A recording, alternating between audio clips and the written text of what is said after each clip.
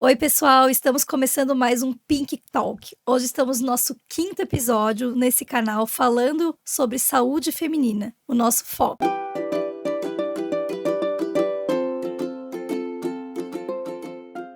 E hoje eu tô aqui com um colega, um contemporâneo de faculdade, Dr. Nelson Caticarte, gastroenterologista, professor da Universidade do Sul de Santa Catarina, do curso de medicina, e a gente vai bater um bate-papo muito legal sobre as queixas que vocês sempre trazem no consultório, e eu aposto que muitas de vocês já tiveram alguma delas. Então eu acho que a gente vai começar com uma queixa muito normal, né, das mulheres, que é essa sensação que tu mesmo falou aqui nos bastidores, né, de a mulher chegar no consultório com a barriga estufada, uma sensação de minha barriga cresceu, doutora, né? E não decorrente de ter comido demais ou ganhado peso.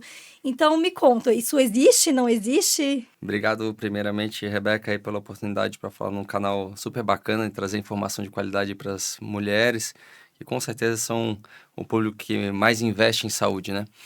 Bom, acho que talvez esse, como eu te disse anteriormente, seja um dos principais sintomas aqui na atualidade, né? Aquelas pacientes que chegam assim, olha, doutor, eu acordo bem, eu vou ficando, parece que grávida ao final do dia, né? Quer ver depois do almoço, chega final da tarde, a barriga realmente está de grávida. Então, o estufamento, talvez a gente não tenha um termo técnico em português mais adequado, os americanos usam o bloating, né? Que quem está escutando o podcast pode procurar no Google aí.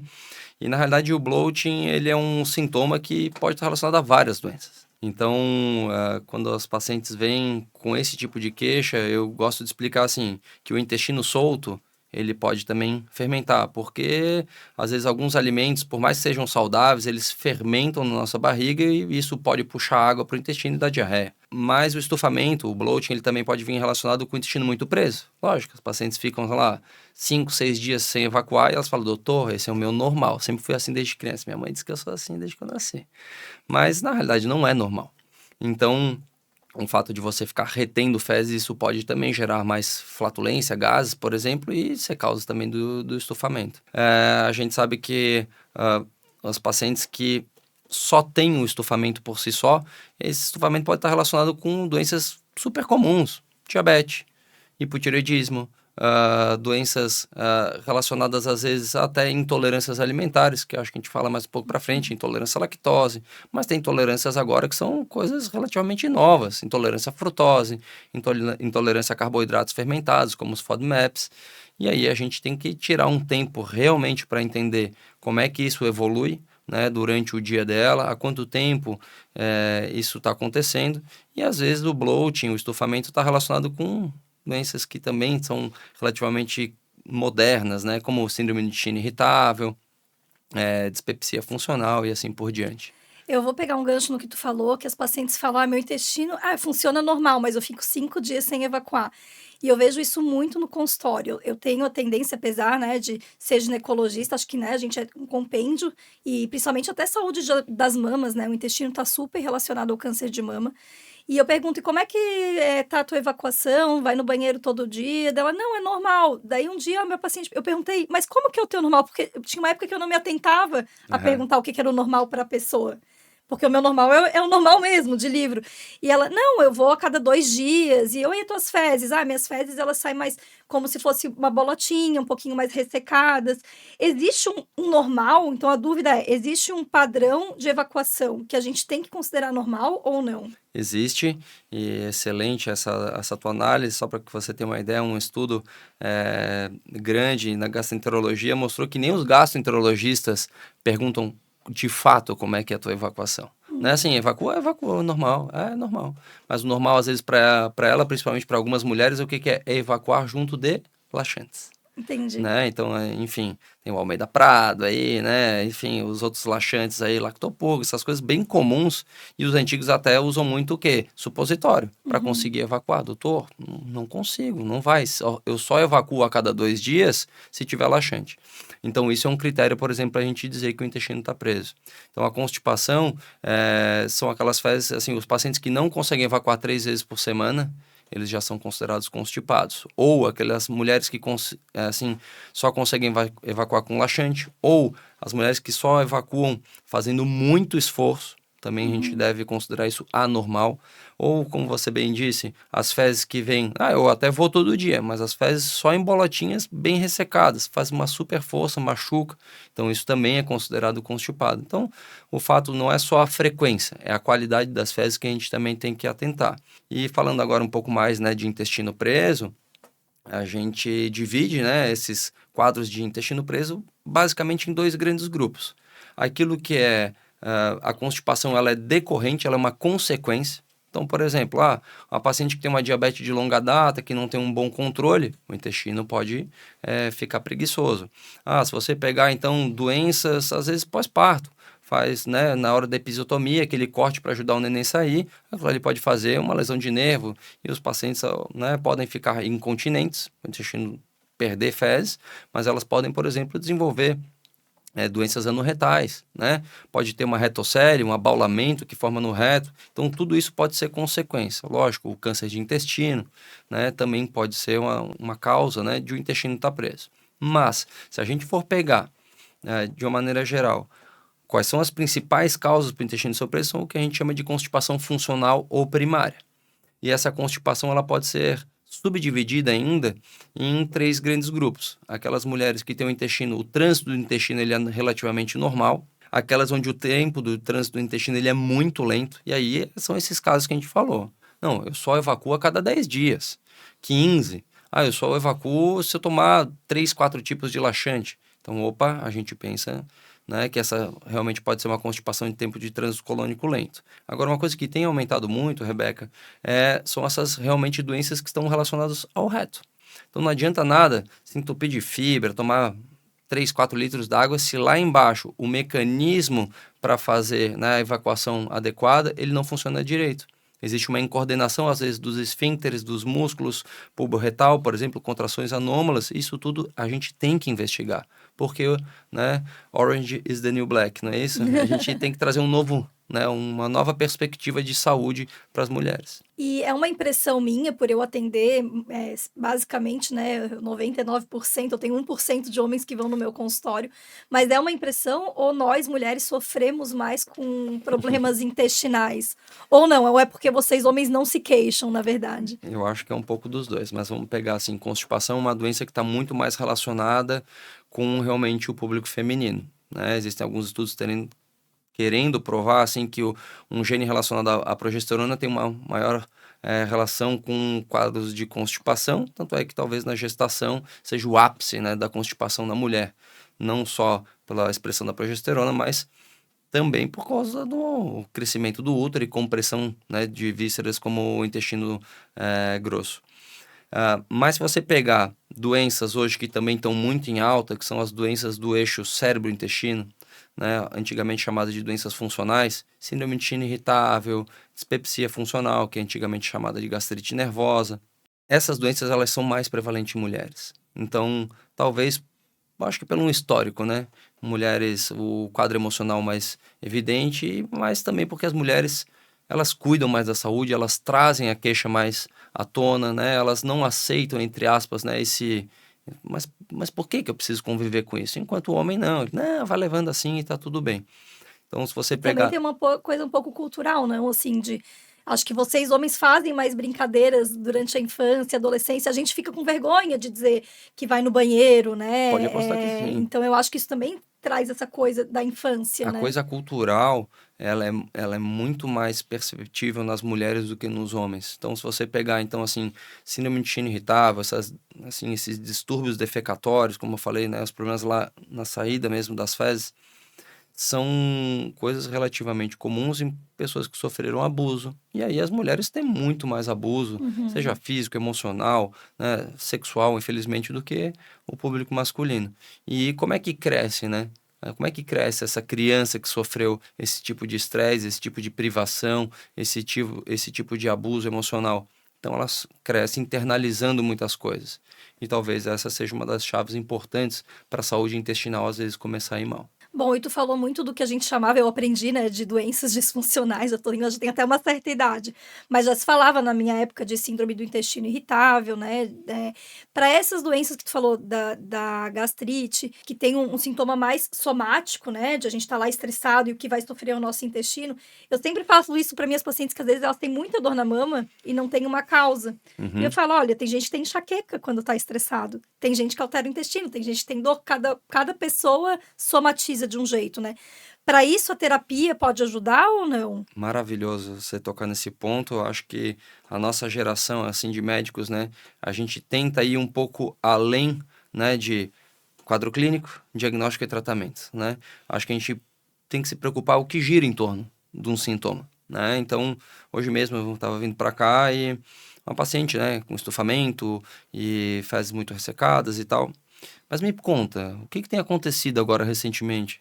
Não, nada e tal, é só realmente um pouco mais corrido. Mas o que que anda tão corrido? Ah, mas não, tô um pouco ansioso. Mas o que que tem te deixado ansiosa?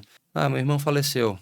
Ah, pô, você tem um super motivo para o intestino estar diferente. Você Uhum. concorda? Então, se a gente não gira em torno do o que que acontece nesse momento digestivo, nesse processo digestivo, acho que a gente começa a perder informações valiosas. Então, quando a gente fala de síndrome do intestino irritável, lógico que é importante a gente entender, né, que se o intestino, ele a princípio tem uma pequena inflamação, ou ele processa errado, ele manda, né, por ser, entre aspas, o segundo cérebro, né, ou seja, ele tem, só perde para sinapses nervosas do sistema nervoso central, é lógico que ele vai mandar mensagens alteradas pro cérebro, e o cérebro vai devolver também uma mensagem dizendo, bom, se não tá legal aí embaixo, o que que você quer tanto comer?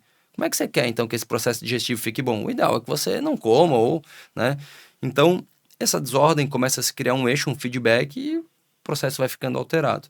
Se você pega pacientes, então, com síndrome do intestino irritável, e para quem está escutando a gente aqui, talvez não se familiarizem tanto com essa condição. Então, síndrome do intestino irritável são basicamente aquelas pessoas, né, que têm dor na barriga, geralmente, né, dor tipo cólica, do umbigo para baixo, ao redor do umbigo, e essas dores geralmente vêm acompanhadas de alteração nas fezes, seja para ter o intestino preso ou solto, seja para ir mais vezes ao banheiro, né, durante essas crises, ou para durante a crise, se eu tenho essa dor, aí eu vou lá, evacuo, melhora, ou piora. Ou se eu elimino o gás, melhora ou piora. Então, quem está escutando, basicamente, se conhece alguém que tenha mais ou menos isso. Tem remédio? Tem. Agora, psicoterapia, puta, é maravilhoso. Inclusive, tem vários estudos dizendo que a hipnose, a hipnoterapia, tem excelentes resultados também. Por quê? Porque adianta você comer o brócolis mais saudável do mundo, adianta você comer o frango orgânico se você come em 2 minutos, se você come de pé, Sim. se você come isso daí, se atola de energético, se você dorme 3, 4 horas por noite, não adianta nada. Você está jogando o seu dinheiro fora. Pior é aqueles ainda que usam probiótico, né? Ah, toma probiótico, mas come junk food, né? Fast food 4 vezes por semana. Eu falei, olha, acho que você poderia investir o teu dinheiro, sei lá, na previdência privada, porque está perdendo a oportunidade de economizar, né? E botar dinheiro numa coisa certa. Por quê? Então, se você fala dos processos digestivos, por exemplo, eu falo, estômago não tem dente. Como é que você engole a comida e espera lá que o estômago vai digerir aquele pedação de carne? Vai demorar muito mais tempo. Então, as mulheres hoje, por estarem inseridas cada vez mais, né, no mercado de trabalho, e vocês não sabem fazer nada pela metade, né? Então, assim, vocês têm que ser a melhor mãe, a melhor esposa, a melhor filha, a melhor profissional, não dá, né? Então, esses processos começam a ficar perdidos. Por isso que eu, particularmente, invisto meu tempo no consultório em tentar explicar isso, tudo que gira em torno do processo digestivo. E é legal quando a pessoa consegue entender a origem, né, das suas Pô, doenças, porque às vezes a gente só totalmente. explica, porque eu vejo isso que algumas pacientes assim, ai, ninguém encontrou nada e é síndrome do intestino irritável, porque os exames vieram negativos. Porque talvez faltou um pouquinho essa abordagem de explicar da onde ela vem. Porque como tu falou, né, a gente mastiga hoje em dia respondendo mensagem no celular, correndo em 10 minutos. Um dia desse eu fui almoçar e a moça que trabalha na casa falou: "Vai conseguir almoçar?" Eu falei: "Vou, eu almoço em 10 minutos". E é esse o mundo que a gente vive, né. Não, e sem falar que assim, né, hoje o sensacionalismo tem ganhado, né, muito mais das notícias de qualidade. Aí você liga a televisão para almoçar com a sua família, calmo, meu Deus, é tiroteio, não sei quem morreu, né, então assim, como é que seu intestino vai receber isso tudo? Pô, Sim. uma super tensão, meu, né, uma criança foi esfaqueada na entrada do colégio, meu Deus do céu, então assim, né, é lógico que isso tudo fica afetado. Então eu particularmente, talvez por ter uma irmã psicóloga, eu aprendi desde muito cedo que assim, se você quiser separar o paciente em dois, né, o paciente somático do paciente orgânico, acho que você vai ter problema. Acho que você vai conseguir atender pouquíssimas pessoas hoje. Então, acho que a gente tem que focar nisso um pouco, né, do que gira em torno. Tem remédio para essas coisas? Tem. Tem remédio para ajudar no estufamento? Lógico que tem. Mas, se a gente tirar um pouco do enfoque, né, de que uma pílula vai resolver teus problemas, inclusive a ansiedade, eu acho que a gente começa a passar uma mensagem um pouco melhor, né, dentro do consultório. Bom, eu vou pegar o gancho que tu falou, né, dos famosíssimos probióticos, né, bom, desembala e, né, pega comida embalada e toma probiótico para dar um equilíbrio.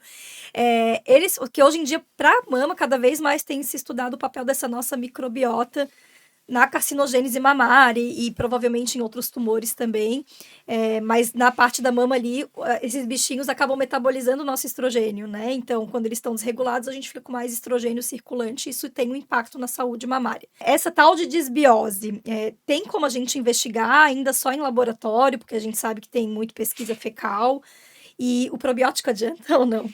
Bom, vamos lá. Acho que excelente tema para a gente tocar, né? Então vamos falar. Vamos começar no conceito bem básico para quem está escutando a gente. A gente hoje, quando dou essa aula na universidade, eu falo assim, ó, eu vou começar aqui um tema tão polêmico que eu vou até interrogar se a gente é mais humano ou se a gente é mais microbiano. Porque existe uma relação que fala assim, para cada célula humana, eu tenho 1,7 células do nosso microbioma intestinal, que giram em torno do quê? De vírus, bactérias, arqueias, protozoários e assim por diante. Então, assim, basicamente o que acontece é que na hora que eles estão distribuídos no nosso aparelho digestivo, eles têm uma variação muito grande. Então, assim, boca, um lugar altamente contaminado, né? Tudo que a gente acaba encostando na boca. O cólon e o reto também, com bastante, uma microbiota bem alta.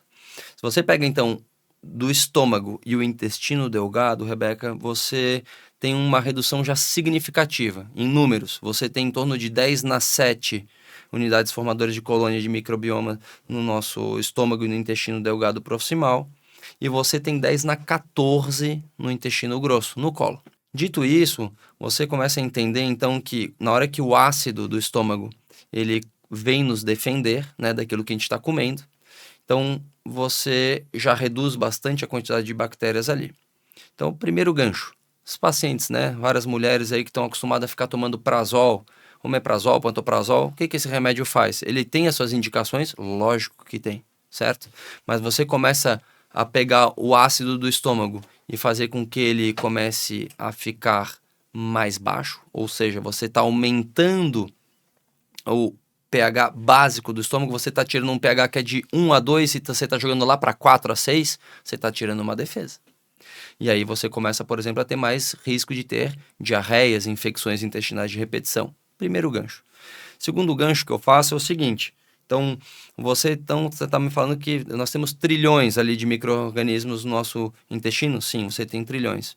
Como é que é o meu microbioma, entre aspas, vamos dizer, o saudável? Então, eu durmo 8 horas por dia, eu vou fazer academia, eu me alimento de frutas, verduras, saladas, uma grande diversidade, eu como muito pouco alimento processado, eu tomo pouco refrigerante, eu faço atividade física de maneira adequada 4 vezes por semana, tomo bastante água, então eu estou regando o microbioma. Como é que é o microbioma da paciente que está me procurando? Se atola de café, dorme 3, 4 horas por noite, dorme mal, tem bruxismo, fica tensa, levanta várias vezes à noite, ou seja, não entra no sono REM. Aí tome um monte de comprimido, usa antibiótico para infecção urinária, tem infecção fúngica, né, candidíase de repetição. Então o microbioma dela é totalmente diferente. E é isso, eu estou falando para você que tem trilhões ali desses micro-organismos, eles estão metabolizando aquilo que a gente também está comendo. Então, chega ali um pedaço de carne, frutas, eles também vão fermentar aquilo. E esse processo, né, de fermentação e esse estresse oxidativo vão favorecer o aparecimento de algumas doenças, que é o que disparado a medicina tem mais estudado nos últimos anos. Então, para falar de microbiota intestinal, hoje é um campo assim enorme. E sim, os probióticos eles têm o seu espaço. O que a gente não pode subestimar, né, Rebeca, para quem está ouvindo a gente, é que achar que você usar só um probiótico, você vai ganhar um grande atalho e vai resolver sua vida, acho que a resposta é não. E na primeira pergunta que você me fez, que é o estufamento, o bloating, o probiótico, inclusive, ele pode piorar. E não só no bloating. Se você pega doenças mal diagnosticadas, por exemplo, doença celíaca, doença inflamatória intestinal, realmente machucados no intestino. Se você começa a dar muita bactéria, fonte de bactéria, aquilo ali também vai fermentar mal e os pacientes podem piorar. Então, diagnóstico adequado. E aí sim a gente parte para esse tipo de intervenção. Eu vejo o probiótico como o caminho da mudança. Até você se adequar a uma nova rotina também não vai rápido. Então a gente precisa de um tempo e acho que nesse tempo o probiótico pode ser uma boa solução. E não também o probiótico, então, assim, tem suas indicações, né? Ele deve ser bem indicado e não ser usado de forma como tem usado, porque, pelo que eu entendi, pode piorar alguns sintomas, né? Exatamente. Então, assim, pô, eu fiz um diagnóstico de doença celíaca há 1 ano, certo? Então, assim, um gastro que fez um diagnóstico de doença celíaca, um diagnóstico difícil, às vezes, né, desafiador, e eu, comecei a ter um intestino mais solto, meu intestino sempre foi super regulado. O que que eu fiz? Usei por 3 meses probiótico. O que que eu senti? Que piorou. Uhum. Então, por quê? Meu intestino estava todo inflamado. Aí, o que que adianta eu ficar dando um monte lá de bactéria ali para achar que ele vai mudar? Então, não vai. Aquilo ali gerou mais fermentação, porque o intestino estava todo mal preparado para aquela condição. Então, tem cepas específicas para doenças específicas, né? A gente sabe que não tem ainda grandes estudos que mostrem, né, assim, com peso, o que que a gente deve fazer, por quanto tempo e tal doença, mas existem algumas sugestões de cepas e a gente tenta individualizar. Então, assim, não é o mesmo probiótico para intestino solto, para intestino preso, para estufamento. Então, acho que, assim, diagnóstico adequado, probiótico adequado, tempo adequado. É muito bom tu falar isso, porque realmente tu falou, é o que mais tem se estudado, e na minha área eu acho que é o que mais tem se estudado. Hoje em dia, pacientes que estão usando imunoterapia, a gente pede para tomar muito cuidado, e a gente tem essa cultura de tomar antibiótico para tudo, né? Então, Tudo. pô, vai estragando a nossa flora. Eu falo, calma, não precisa. Eu faço uma cirurgia limpa, por exemplo, e as pacientes querem às vezes receber antibiótico por 7 a 14 dias. Eu falo, minha cirurgia é limpa, né? Eu mexo na mama, não mexo em nada contaminado. Perfeito. Então, eu acho que a gente tem, até nós médicos, somos muito culpados, né, talvez por essas alterações. Concordo em gênero, número e grau, e principalmente assim, né? A medicina hoje do pronto-socorro, Sim, né? Os pacientes que querem resolver tudo no agudo, ficam com sintoma várias semanas, aí vai lá no pronto-socorro. Então, assim, às vezes o médico do pronto-socorro tá te vendo ali em 15, 20 minutos. Não tem uma ideia do como é que é a tua saúde no geral. O mais, assim, né? Às vezes fácil, e às vezes até por uma própria pressão dos pacientes, pô, eu não tô melhorando, me dá um antibiótico. E às vezes não é exatamente claro. isso. Bom, tu deu aí teu relato pessoal de ser portador de doença celíaca, e aí estão as outras doenças que a gente vê muito prevalentes, né, no consultório. Algumas a gente até se questiona, será que a paciente tem mesmo? Porque vem esses modismos. Eu nunca me esqueço que eu morava em São Paulo e eu fui num café e ela falou: não, aqui é tudo sem glúten e sem lactose. Eu falei, mas eu adoro glúten e lactose. Eu realmente adoro e eu não tenho nenhum problema com isso. E eu falei, não quero nada disso, eu quero as coisas normais. Então, fala um pouquinho, assim, pra gente, um pouquinho geral dos sintomas da doença celíaca e depois da intolerância à lactose, e se tá tendo mais casos mesmo, um super diagnóstico disso ou não. Bem legal. Eu até dei uma palestra semana passada para tentar mostrar que intolerância alimentar é um tema bem capcioso. Então, para quem está escutando em casa, assim, ó, intolerância alimentar é qualquer sintoma digestivo frente a algum, né, a algum alimento.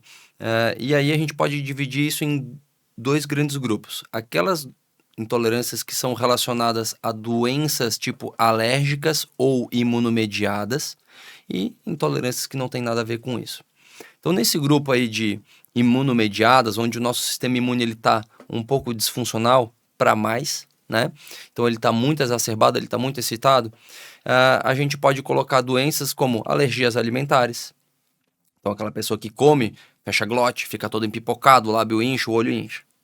Dentro desse grupo tem doenças eosinofílicas, que está explodindo ultimamente. Então, esofagite eosinofílica, que é a sensação de trancar, né, principalmente no adulto, de o alimento ter dificuldade para engolir. E nesse grupo a gente também tem a doença celíaca. Se você pega então do outro lado, então a gente não tem esse compromisso do sistema imune estar totalmente louco e exacerbado. Então, quando a gente fala de doença celíaca, a gente fala então nitidamente de glúten. E o glúten nada mais é do que um aminoácido presente no trigo, no centeio e na cevada. Para a gente então falar especificamente desses alimentos, então contendo glúten, eu vou fazer um pouquinho ao contrário. Eu vou trazer então dizendo que existem 3 doenças relacionadas ao trigo hoje em dia ou ao glúten. Eu tenho a doença celíaca, que é uma doença autoimune, uma doença que realmente o nosso sistema imune ataca as células do nosso intestino frente à exposição ao glúten em indivíduos geneticamente suscetíveis, ou seja, tem uma historinha familiar. Segundo, eu tenho a alergia ao trigo, pessoas que rapidamente, com pequenas doses desse tipo de alimento, eu vejo alterações não só no intestino, alterações de pele, pode ficar todo empipocado e assim por diante. E eu tenho mais recentemente, não tão recente, mas eu tenho a sensibilidade ao trigo não celíaco, certo? Então, assim, esses pacientes, eles precisam ter um diagnóstico super correto. E hoje, o que eu mais perco os meus cabelos no consultório é o péssimo hábito que alguns profissionais de saúde têm de, você passa mal com trigo? Tira. E aí como é que você faz um diagnóstico adequado agora? Você não faz. Você perde a oportunidade, você perde o timing de fazer um diagnóstico e passar para os pacientes o que eles mais querem, que é o quê? Certeza ou confiança numa linha de raciocínio de diagnóstico. Então, quando você pega as doenças trigo relacionadas, para você fazer o diagnóstico, o paciente tem que estar consumindo. E você está exposto Ele naquele meio precisa estar ambiente, exposto, né? exato. E não é qualquer tipo de exposição, que é o que torna o diagnóstico desafiador.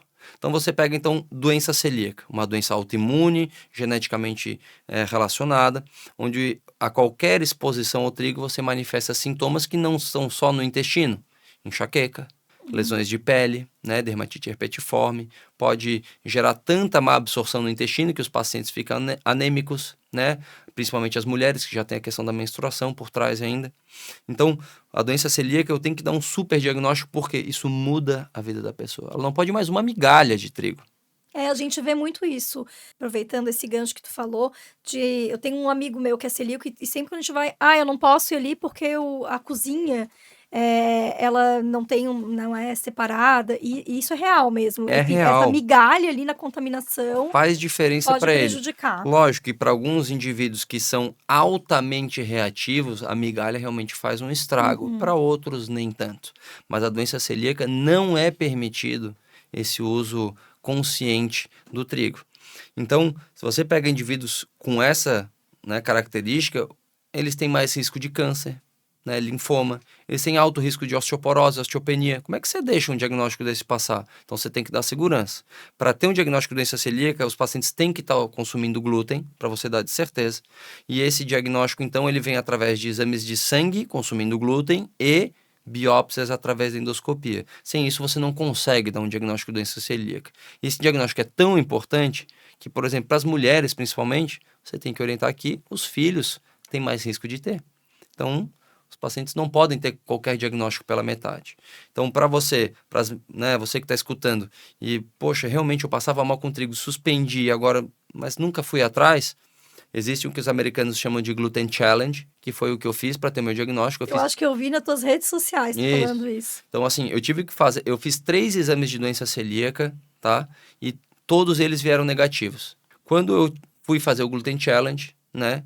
Então, a gente tem que consumir glúten em torno de 3 a 4 gramas por dia por um período de 4 a 6 semanas. Aí, Bastante. bastante, né? Aí eu fui e fiz os exames e eles vieram totalmente alterados. E, por incrível que pareça, a minha endoscopia não tinha um aspecto típico. Então, você veja o desafio diagnóstico. Então, nos meus pacientes, tem que reintroduzir, tem que fazer biópsia mesmo, não é pela metade, e para a gente ter um diagnóstico assertivo. Já a sensibilidade ao trigo não celíaco, não. É exatamente o oposto. A sensibilidade alimentar ou a intolerância alimentar, quanto mais você se expõe ao alimento, aí é que vem o sintoma, né? Então, para você entender a sensibilidade ao trigo, então, não é assim, eu comi qualquer coisinha e já passei mal. Não, eu fui lá, comi um hambúrguer, comi um pão, comi uma massa, aí o sintoma vem. Tem diagnósticos para isso? Tem, não é fácil. Só tive 2 na minha vida profissional, porque você precisa fazer um estudo assim meio duplo cego. Você dá umas pílulas lá com glúten por uma semana, na outra semana você tira, e aí o paciente não sabe exatamente o que ele está consumindo. Então, essas doenças glúten relacionadas hoje, É uma das coisas que eu mais me dedico, as coisas que a gente tem que ter muita cautela em dar esses diagnósticos para os pacientes, porque realmente mudam a vida E deles. daí, aproveitando que a gente está falando do glúten, quem não passa mal, quem não tem nenhum sintoma sistêmico, não precisa tirar o glúten, né? Nessa loucura toda que estamos vivendo. Então, eu acho que nas intolerâncias alimentares, a principal mensagem que eu deixei ali para quem estava ouvindo a palestra era: não existe intolerância alimentar sem sintoma. Uhum. Já a doença celíaca, ela pode estar relacionada, né? Então, os familiares de primeiro grau de quem é celíaco, todos eles devem ser testados. Porque a doença celíaca pode estar no começo da sua manifestação, né? E aí a gente tem que ficar de olho nesses doentes. Mas, então, as sensibilidades alimentares, não. A gente precisa ter alguma coisa para investigar. E aí, puxando uma outra intolerância, né? Como você falou, intolerância à lactose. Então, quando a gente fala de lactose, lactose é o açúcar do leite. O leite tem muitas outras coisas além do açúcar. Tem a proteína do leite, que a gente vê hoje várias crianças com alergia à proteína do leite de vaca. Então, a intolerância alimentar, a intolerância à lactose é totalmente diferente disso. As intolerâncias hoje mais comuns, Rebeca, que são uma das grandes causas hoje aí das barrigas estufadas das grávidas ali, não grávidas no nosso consultório, então são que essas intolerâncias são a carboidratos, açúcares, que nem sempre são doces. Então, a lactose, que é o açúcar do leite, a frutose, que é o açúcar não só das frutas, mas de algum produtinho industrializado que a gente tem utilizado muito para adoçar sucos, né, como xarope de milho e assim por diante. E existem, então, intolerâncias a carboidratos muito fermentadores, que são os FODMAPs. Então, a intolerância à lactose, ela pode ser de 3 tipos, né? Então, existe aquela bem rara da criança que já nasceu e não tem essa enzima que pega o açúcar que você está tomando do leite e transforma esse açúcar em glicose e galactose. E aí vamos pensar, pô, Nelson, então você me disse que eu tenho 1 trilhão lá de micro-organismos no meu intestino. O que acontece então se um açúcar não é absorvido? Ele fica disponível num lugar que é quente, escuro, úmido, a 37 graus, perfeito para o quê? Para fazer uma baita de uma fermentação. Então, as bactérias vão e consomem esse açúcar e aquilo ali gera uma fermentação excessiva e essa fermentação gera dor, gera, né, cólica, pode gerar diarreia, mas em até 30% dos pacientes com intolerância à lactose eles podem ser constipados, né? Porque o excesso de fermentação pode gerar redução do peristaltismo. Então, veja que a intolerância à lactose, então essa rara da criança, a gente praticamente nem pega. Agora, na vida adulta, eu chamo a atenção para 2 casos, e as ginecologistas me ajudam muito nisso, tá? Muito. Então, que é a intolerância à lactose primária do adulto, que é o fato do quê? A não persistência da enzima em grandes quantidades na vida adulta. Por exemplo, você tinha 1 milhão de enzimas lactase no seu intestino. Então, ela fica lá no jejum, na hora que chega um açúcar do leite, ela absorve aquilo ali, bota para dentro e faz a glicose aparecer no sangue. Na hora que você, então, vai perdendo, em vez de 1 milhão, você tem 500 mil, um exemplo, o que vai acontecer? Você vai começar a ter um problema para absorver aquilo ali. E essa má absorção pode acontecer e pode ter a intolerância, que é quando você tem sintoma. A intolerância à lactose, ela pode ter, então, uma segunda causa na vida adulta, que é a intolerância à lactose secundária. Então, o que é isso? É quando você tem uma inflamação no seu intestino. E, lógico, se o intestino está inflamado grosseiramente, é lógico que aquela enzima que estava lá na bordinha da ponta do intestino, na borda da escova do jejum, aquilo ali vai ser destruído. Quem é que pode fazer isso? Então, desde parasitose, vermes no intestino, doença celíaca, está tudo inflamado. Doença de Crohn, por exemplo, né, doenças inflamatórias intestinais. Então, está tudo inflamado. Eu vou ter uma intolerância à lactose secundária. Então, aí os pacientes tiram a lactose, acham que são intolerantes. Às vezes até o exame vem positivo, mas o contexto não foi adequado para fazer o teste. Então, nas diarreias agudas por vírus, por bactéria, não é a hora de fazer teste de tolerância à lactose. Então, a gente tem que ter cuidado para dizer isso para os pacientes e dar um diagnóstico correto. Então, eu acho que até para quem está nos ouvindo aqui, atentar muito, né, para o timing que faz esses exames, né? Isso acho que tu deixou aqui bem claro. Não é para tirar tudo e fazer o exame, talvez isso vá atrapalhar, mas a gente tem visto isso mais frequente. E daí, aproveitando para falar sobre. Tu falou muito dessa inflamação crônica, né? Que eu tenho muito medo dessa inflamação crônica do intestino, assim. Eu acho que para mim, é tipo igual cigarro, Uhum. de tão ruim que é. E a gente tem visto na mídia, né? Muitas pessoas com doença intestinal, câncer intestinal, famosos que se manifestam e falam disso, o que é muito bom, porque quando fala, desmistifica um pouco a doença. Certo. E eu tenho como rotina pedir para as pacientes mulheres a colonoscopia, porque, como a gente sabe, né, é o segundo câncer mais comum depois do de mama, tirando de pele. E tem um pouco de resistência, então conta pra gente assim, quem deve fazer a colonoscopia? Todo mundo? A partir de qual idade? Só todo mundo, né? E assim, todo mundo independente de sentir alguma coisa. Os que sentem aí, não nem falo, né? Mas então a mensagem é: mulheres e homens a partir dos 45, 50 anos, na população geral, devem procurar o gastroenterologista ou os médicos afins, né, que cuidam da saúde do homem e da mulher, e aí as ginecologistas também fazem parte dessa campanha, devem entender que não devemos esperar sintomas para fazer colonoscopia. Não devemos. Por quê? Porque o câncer de intestino, quando ele já dá sintoma, é porque geralmente ele está mais avançado. E a gente ainda tem muita resistência, né, na Meu Deus! realização do exame. Acho que é um preconceito. Vocês, mulheres, graças a Deus, como estão acostumadas a se autocuidar já desde meninas, vocês têm um pouco menos de preconceito. Mas os homens têm muito. Como assim, né? Colocar alguma coisa pelo ânus? Então a gente explica: o aparelho é fininho, é mais fino do que o dedo indicador. Ah, o exame é sedado, então você não vai sentir nada. Você faz o exame e vai para casa. A maioria das lesões né, encontradas na colonoscopia, você já pode abordá-las ali, ou seja, você vai para casa curado. Lógico, você precisa fazer um preparo de intestino, né? Que eu acho que é o que mais... Talvez o As que minhas mais pacientes pegue. não têm medo, porque eu acho que por ser esse ambiente feminino, como tu falou, né? Tá acostumado com toque vaginal, a gente faz toque Isso. retal às vezes, na suspeita de alguma coisa. E essas pacientes, elas se questionam: ai, doutora, mas aquele preparo é muito horroroso. E às vezes ficam muito resistentes em fazer, e a gente perde um tempo ali para explicar. E daí nisso eu acho que a mídia ajuda, porque vem cada vez esses famosos relatando os seus problemas. E elas ficam um pouco mais atentas, que é real, é um problema real da população. Claro. Mas eu acho que pra mulherada o que pega é o preparo. Não, assim, eu brinco, né? Eu falo assim: ah, mas doutor, é muito chato o preparo. Eu falei: olha, concordo, tem coisa melhor para fazer na vida, né, do que fazer preparo de colonoscopia. Mas chato é ter câncer. Exato. Chato é ficar careca. Chato é ter que usar bolsa de colostomia, né? Chato é ter que se despedir dos filhos, não ver os netos crescerem. Então, isso é chato. Então, assim, você pegar um câncer que tem alto, né, teor de cura, né? Quando você pega um pólipo do intestino. E são pólipos, a maioria das lesões são pequenas, né? Então, você pega um pólipo de 4 ou 5 milímetros e aquilo ali poderia virar um câncer e você tirar isso da vida do paciente. Isso aqui é a coisa mais, assim, boba, né? As pacientes deixaram de fazer por falta de conhecimento adequado. Então, acho que esses famosos trazendo essas informações à tona ajudam muito, né? Então, lógico, o preparo, né? Tem que limpar o intestino para a gente poder ver esses pequenos pólipos, essas pequenas verrugas, assim. Mas acho que beneficia muito os pacientes. E lembrando assim, né, Rebeca? Não é colonoscopia todo ano, a cada 6 meses. Então, Sim. dependendo do número de pólipos, do seu tamanho, certo? E das suas características depois na biópsia, é que eu vou escolher quanto tempo depois eu repito.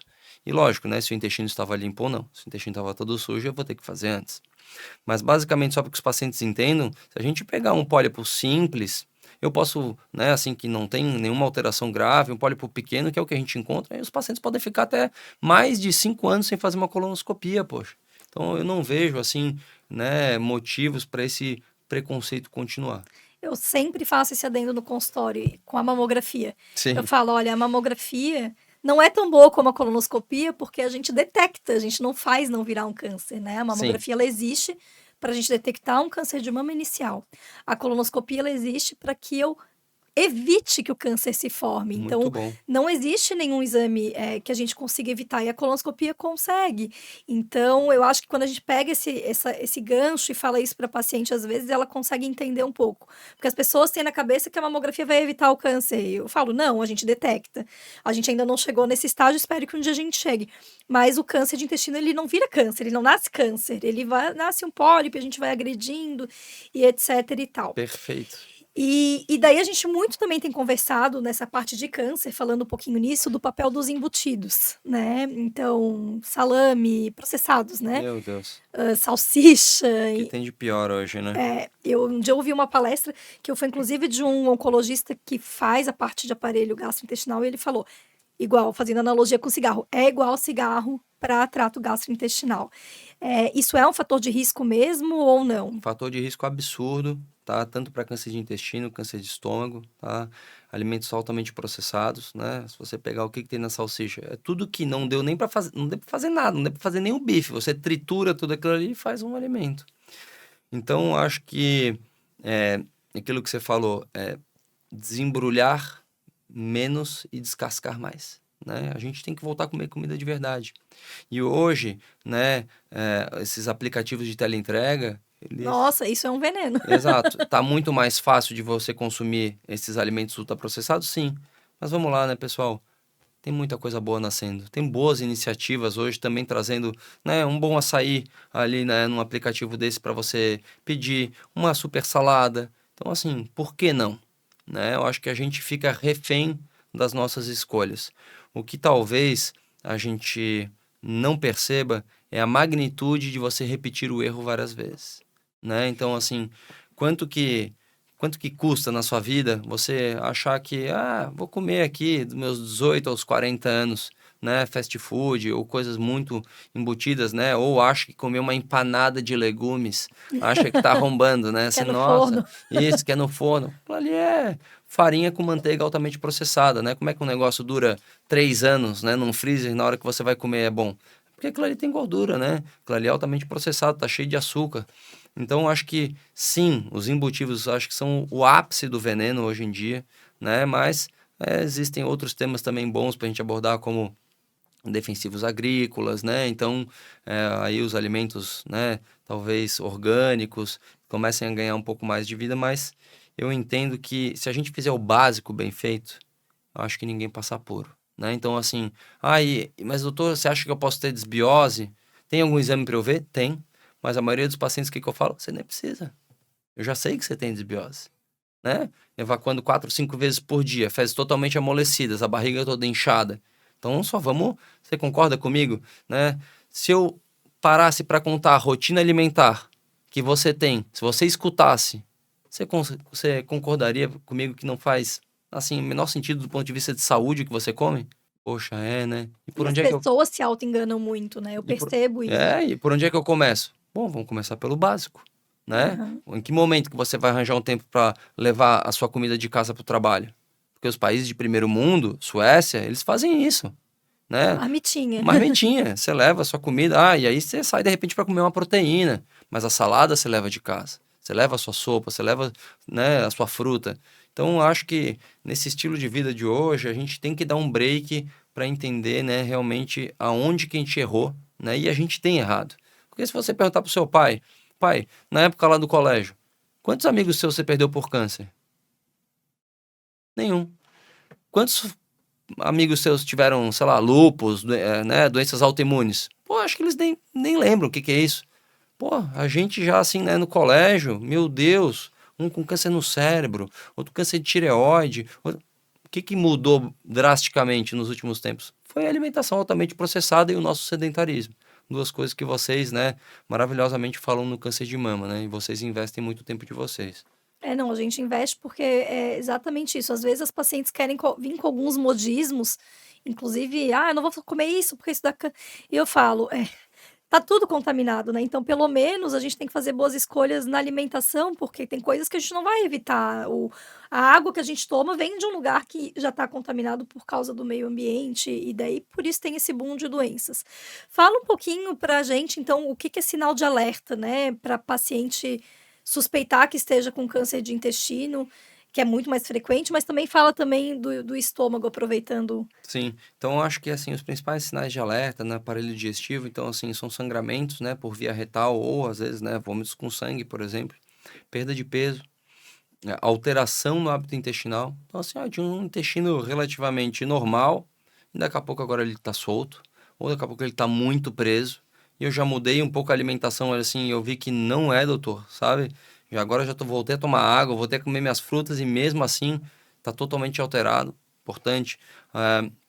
Se você pegar, então, os pacientes com febre, pacientes que têm adenomegalias, né, gânglios palpáveis, pacientes que percebem, então, nitidamente que o padrão das fezes está diferente. Olha, agora as fezes estão bem fininhas. Opa, então a gente tem que se preocupar com isso, né? E então, esses, né, além, lógico, da dor na barriga, né, dor abdominal, mas é um sintoma muito corriqueiro, né, Rebeca? Assim, quem aqui não tem uma dor abdominal esporádica? Então, é essa dor que eu devo procurar? Não, né? Então, são as dores persistentes, aquelas dores que acordam a gente de madrugada, né? Então, acho que esses sintomas de alarme, assim, são os fundamentais para levarem todos os pacientes que estão escutando a gente a um gastroenterologista ou coloproctologista. Se você for entender, então, que dos 45 aos 50 anos todo mundo deve procurar, esses pacientes com esses sinais e sintomas, não importa a idade. Né? Faz 3 meses, uma menina de 19 anos foi encaminhada pela reumatologista para eu avaliar. Enfim, era uma barriga estufada, um pouquinho de cólica. E aí, poxa, eu falei, olha, você vai ter que fazer colonoscopia. Mas por quê? Porque você tem um sangramento. Ah, mas deve ser hemorroida. Quem te investigou? Hum. Quem que viu essa hemorroida? Ninguém. E eu tô te examinando aqui, eu tô te dizendo, você não tem hemorroida. Ah, mas você acha, mas tão nova, doutora. A mãe veio perguntar, você acha que precisa? Tirei um pólipo, acho que foi o maior, assim dos últimos 2 anos. Um pólipo de 3 centímetros. Tive que colocar um grampo para evitar de sangrar. Porque, assim, veja que esses eram os sintomas dela. Tinha muco nas fezes, tinha sangramento, tinha cólica. A gente tirou o pólipo e isso foi resolvido. Então, assim, não tem idade para a gente se prevenir. Lógico, alguns pacientes, assim, para a gente ficar mais de olho, né? As mutações do BRCA1 e 2, que vocês veem na mama, os pacientes têm que dar uma conversadinha um pouco antes, né? Os pacientes que já têm familiar de primeiro grau, né, com algum caso de câncer aí de estômago, intestino, tem que ficar de olho também. A gente tem pegado muitos outros genes, né? Como a gente está fazendo muito teste genético, a gente vê Sim. gene MUT, então genes que são indicativos, né, de fazer colonoscopia mais frequente. A gente ainda tem alguns minutinhos e quero aproveitar que tu falou aí que de rotina, né? A paciente assintomática com 45, 55 anos tem que começar a fazer. Talvez, se tiver sintoma, começar a fazer um pouco antes, né? Pelo menos investigar, ir no médico. Mas até quando eu faço? Ah, essa é uma boa pergunta, né? Então, os pacientes que já iniciaram, você começa a racionalizar assim, né? Depende muito da performance do paciente, né? Tem paciente com 70 anos que está fazendo maratona e tem paciente com 70 anos que está acabado, não sai de casa e tal. Sim. Mas os pacientes que já estão em vigência, né? Eu te diria ali que até os 75 anos você pondera. E aí, lógico, a gente leva em conta o que é a última colonoscopia, né, Rebeca? Então, assim, fez um exame, né? Já tem 3 colonoscopias na vida, a última com 70 anos e nunca teve um pólipo. Pois esse paciente poderia ficar 10 anos sem fazer. E aí, com 80 anos, você racionaliza se você faz ou não, né? Perfeito. O que a gente sabe é que, assim, os pacientes que nunca fizeram nenhum exame, certo? Nunca fiz uma colonoscopia, né? Deu azar, nunca teve uma informação. Então, assim, você não inicia, né, o rastreamento ali depois de 75, 80 anos, né? Lógico, assim, de rotina. Você individualiza, tem sintoma, tem performance, aí Sim. você faz. Recentemente eu tive uma paciente minha que deixou de fazer nunca tinha feito exame, com 70 anos, e tinha lá um câncer de mama. E ela falando que tinha incontinência anal, né, perdia um pouco, incontinência anal não, mas tinha uma incontinência fecal, perdia um pouco de fezes. A gente foi fazer no estadiamento do câncer de mama, foi visto ali que tinha um baita tumor no intestino. Putz. E a gente urgenciou, né, porque o que era mais urgente é obstruir, Sim, né. sim, Foi o sim. tratamento primário dessa paciente e agora a gente está tratando a mama. E não tem a menor dúvida, assim, o câncer de intestino é uma coisa comum porque está relacionado, né, com coisas, Super. né, do nosso dia a dia, má alimentação, sedentarismo, né, alto consumo de bebida alcoólica, alto consumo de carne vermelha, e aqui no sul a gente tem muito isso, né, uma questão Muito. cultural, então acho que é uma grande mensagem aqui do Pink Talk. Doutor Nelson, obrigada por tua disposição. Tem um filho pequeno e está aqui com a gente à noite, que é a única forma de a gente conseguir 2 médicos para gravar. Queria que tu deixasse aí um último recado para quem está nos ouvindo e espero que tenha gostado. Eu que agradeço o convite aqui do Pink Talks, a gente que custa tanto, né, a passar informação de qualidade dentro do nosso consultório, eu gostaria que isso reverberasse, né, para outras pessoas que estão ligadas, assim, né, de querer uma saúde de qualidade. Então, a mensagem final é assim: sintomas esporádicos, principalmente no aparelho digestivo, por seu segundo cérebro, todos nós vamos ter. Um momento de angústia, o estômago dói, dá uma cólica, uma diarreia, tudo bem. Agora, a persistência dos sintomas, não negligencie, porque por detrás tem doenças importantes, com potencialmente graves, relacionadas a câncer, e vocês podem prevenir em algumas vezes, vocês podem controlar na maioria das delas, e algumas vezes você pode curar. Então, o aparelho digestivo é algo muito amplo, né, com grandes estudos recentes, e eu acho que a melhor mensagem é assim, é o autocuidado, e, né, e perceber de que vale muito mais a pena você realmente ir atrás dos sintomas no início do que ter que lidar com coisas graves no futuro. Muito obrigado. Eu espero que vocês que tenham nos assistido tenham gostado. Curtam, compartilhem, deixem os seus comentários que a gente vai tentar tirar as dúvidas. E lembre-se de cuidar, então, do nosso corpo como um todo. Eu espero vocês no próximo episódio.